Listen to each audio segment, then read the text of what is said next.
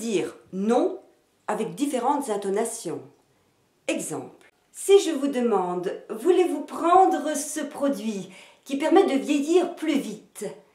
Vous répondrez peut-être de l'une de ces façons. Non! Non. Non. Non. Non. Eh bien, vous remarquerez qu'il y a toujours une relation entre la voix et le corps. L'énergie de la voix est aussi dans l'expression et puis dans le mouvement, qui peut être plus ou moins lent ou rapide, qui peut être plus ou moins lâche ou tendu. Ça, c'est un principe naturel, obligatoire, lié au fonctionnement du corps humain. Et ce sera donc la même chose dans des langues étrangères. Que la réponse soit nein ou no ou niet, on aura la même énergie dans le son et dans l'image corporelle.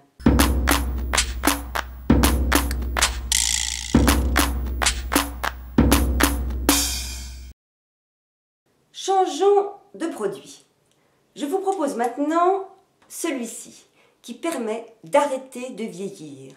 Et je vous demande, quel jour voulez-vous commencer le traitement? Vous me répondrez sans doute aujourd'hui.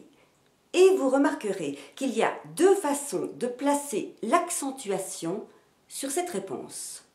Première possibilité, vous montez l'énergie jusqu'à la fin et vous accentuez la dernière syllabe, comme aujourd'hui ou bien aujourd'hui. Deuxième possibilité, l'énergie éclate dès le départ et vous accentuez la première syllabe, comme aujourd'hui ou bien aujourd'hui. L'analyse acoustique précise ces deux rythmes d'énergie. Aujourd'hui, aujourd'hui. Ligne des hauteurs musicales. Énergie croissante, mélodie montante. Énergie décroissante, mélodie descendante. Et volume des syllabes, de plus en plus fort pour l'accent final, de moins en moins fort quand l'accent débute.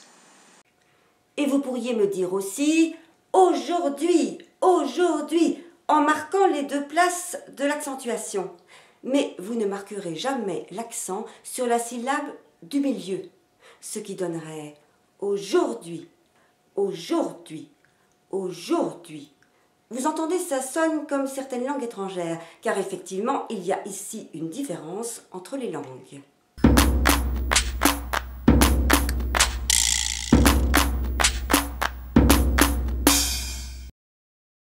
Par exemple, si je prends une réponse de 3 syllabes en espagnol, eh bien, je dirais que je vais commencer ce produit demain. Mañana. Eh bien, quelle que soit la façon de le dire, l'accent sera toujours sur la deuxième syllabe. Mañana.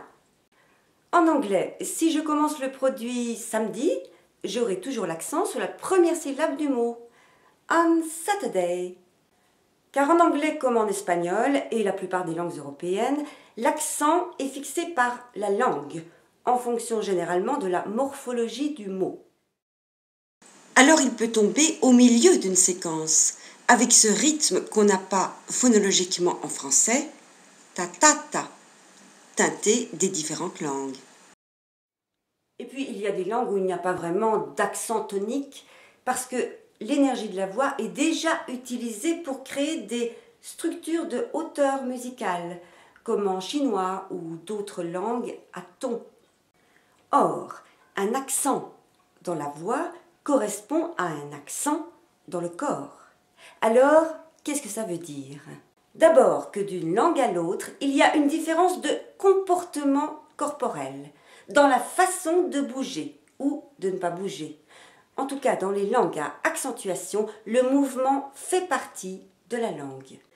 Et puis, ça veut dire qu'à partir du moment où on bouge en parlant, pour accentuer ou pour s'exprimer, et ça, c'est dans toutes les langues, eh bien, les lois du corps et du mouvement vont intervenir dans la parole.